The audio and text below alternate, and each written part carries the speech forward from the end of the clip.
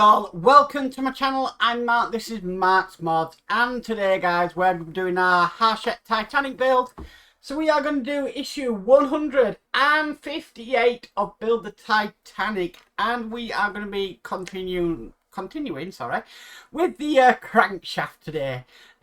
I'm really excited for this because it's finally, we're doing something with the engine on this extension, and I really enjoyed the last one because this is what I really love. It takes back to remote control cars, and oh, it's a pleasure to be on this extension at the moment. I do know though, because I've now got my next 4 issues, all we're doing in these 4 issues is the crankshaft, but by the end of it we will have completed the entire crankshaft. So after that I haven't got a clue what we will be working on. Maybe we might start putting some bits together. I really don't know, but we'll just have to wait and see. Goodness knows where this extension is going to take us, because I haven't got a foggiest, to tell you the truth. I could have kind of predicted with the Titanic where it was going to take us. Well, okay. Pardon the pun, where it was going to take us, which we know it happened, but you know what I mean. I could more or less guess what was coming up next, but this, I ain't got a clue. Anyway, let's get started today. So, with all that said, let's get modelling.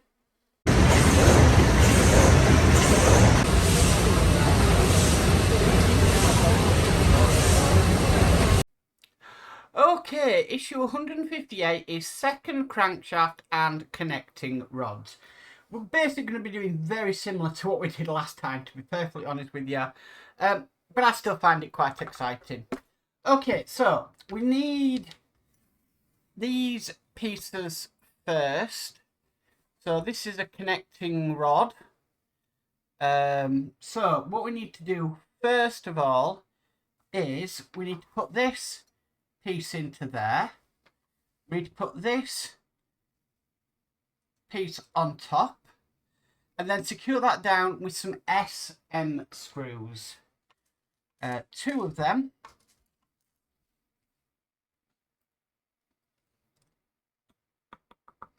Now I'm using a little bit of oil to help. These are very long screws as well.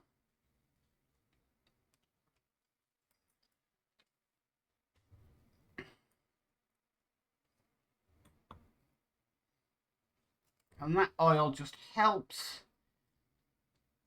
me screw things in. And that piece in the middle should be able to move.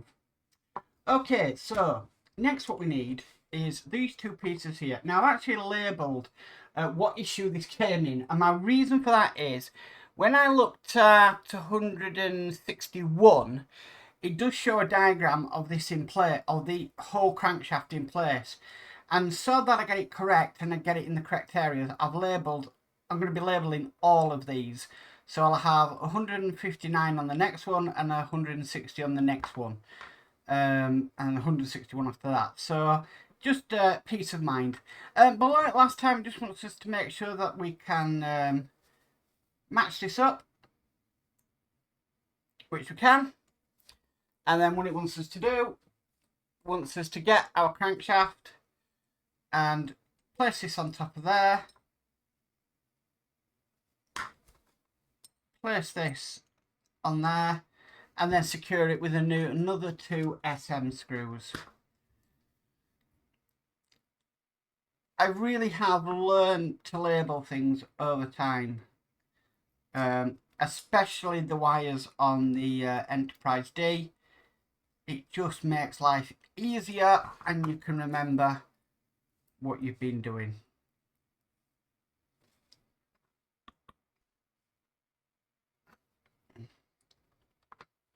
Okay, so that is in place. Next, what it's asking us to do is to get this bearing, and we're just going to slide that across just like so. Okay, so different from what we did last time, we need to bring over this, which we worked on last time, and it wants us to put this on to it. So it's a D-shaped pattern, so it can only sort of go on one way. So it kind of looks like that. Then it wants us to take this, which we've worked on today. Let me just put that back on. and it wants us to basically put this into here, just like that. Now obviously the crankshafts are going to be in different places, so that's perfectly fine. If we move it, we can move it like that, which would cause it to come round. So it's kind of, you can see it kind of moving as it should do already. Pretty cool. That is really cool. But that is all there is to do in this stage. Now that is quite loose, so I'm going to have to store that so that's together, because on the next issue we'll be putting another one here, and then further on as we build up this crankshaft. So yeah, just keep an eye on it. But I think labelling these is a good idea, because then at least I know which one was which, and it goes into the corresponding place. And it's only masking tape with a Sharpie on it, just labelling what issue we did them in. Anyway, that was really cool. I'm really enjoying this. It's nice to be doing something looking brilliant, even though it's very quick. I mean, we have been building for nearly 5 minutes now. Yeah.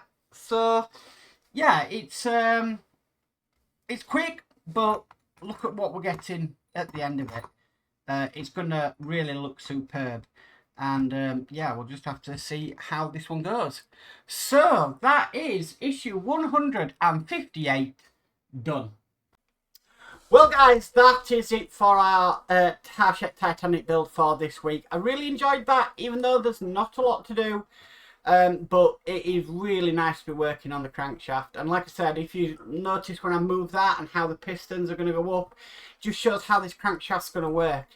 Like I said, the next 3 issues, again, we are just working on this crankshaft, but it's better than to be working on columns, or just putting a speaker in, or working on the base. That were a little bit very, very repetitive. But I did do the X-Wing, so yeah, okay, it's not my first time. It's not my first rodeo.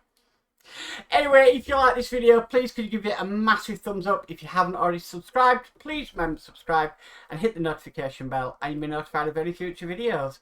But as for always, stay safe and bye for now.